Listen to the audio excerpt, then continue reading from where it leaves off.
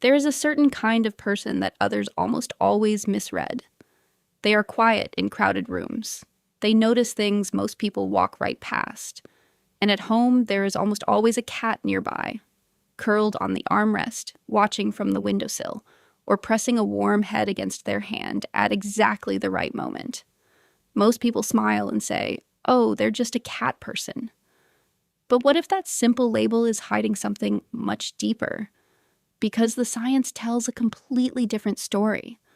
The kind of person who truly bonds with a cat carries a very specific emotional architecture inside. And understanding that architecture reveals something profound about how they experience the world, relationships, and even pain. Today, we are going to unpack the hidden psychology behind why certain people are drawn to cats, and what this quiet, misunderstood bond is actually doing for their mind. First, we have to let go of a popular assumption that preferring cats is simply a matter of taste, like preferring coffee over tea. It is not. Research in anthrozoology, the study of human-animal relationships, consistently shows that the type of animal a person bonds with reflects deep patterns in their nervous system, their attachment style, their emotional history. So when someone feels a pull toward cats, that pull has roots. 'Cause 1, the need for connection without condition. Cats do not perform affection. They don't greet you with frantic energy. They don't need your approval. And when they choose, on their own terms, to sit beside you, that contact feels like something rare. It feels like being chosen. For people who grew up in environments where love felt conditional, where affection had to be earned through behavior or achievement, the cat's independence is not coldness. It is revolutionary. Psychologist John Bowlby showed that how we learn to receive love in childhood shapes every relationship we seek as adults. People with anxious or avoidant attachment patterns often find human relationships exhausting, too unpredictable, too loaded with unspoken rules. A cat asks for nothing, and when it gives freely.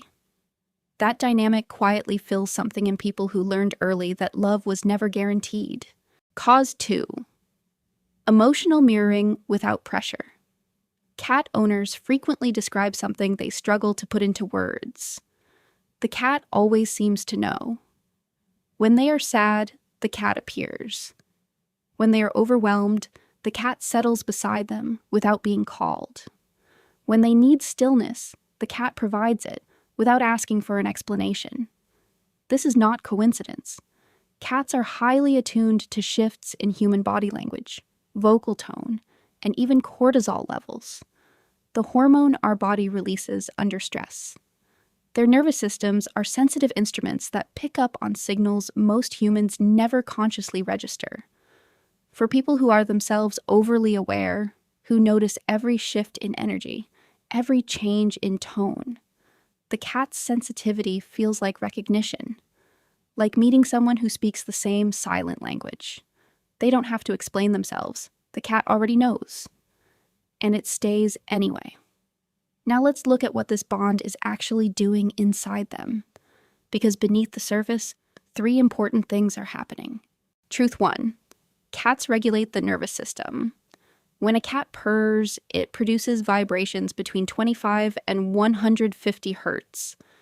Research has found that these frequencies have measurable effects on human physiology. They reduce cortisol. They slow the heart rate. They activate the parasympathetic nervous system, the system responsible for rest and recovery. In other words, a purring cat is a biological regulation tool.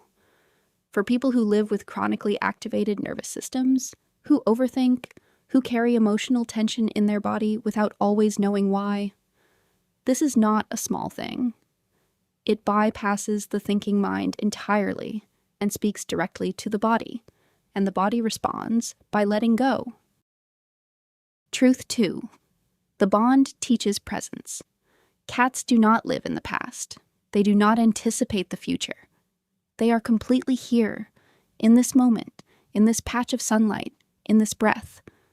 For the person whose mind never stops running, who replays conversations and pre-builds defenses against disappointments that haven't happened yet, Watching a cat simply exist is a quiet lesson in something they have slowly lost: presence. You cannot rush a cat. You cannot force its affection on your timeline. You have to meet it where it is, when it is ready. And in that practice, day after day, something inside the person begins to shift. They learn, slowly, to wait, to allow, to stop trying to control the pace of everything. Truth 3. The bond heals what words cannot reach. There are pains that have no language. Grief that arrived before the person had words to name it. Loneliness that settled in so early it was mistaken for personality. A quiet ache that no conversation has ever fully dissolved. Words cannot always reach these places, but the weight of a cat on a chest can. The warmth of a small body in the quiet of the night can. Research on trauma consistently shows that the body holds pain the mind has long since decided to move past. And it is through physical sensation, touch, warmth, steady presence, that this held pain finally begins to release.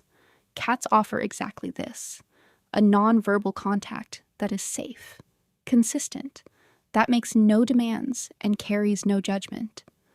For people who learned that vulnerability leads to rejection, the cat becomes the first safe place to simply be known.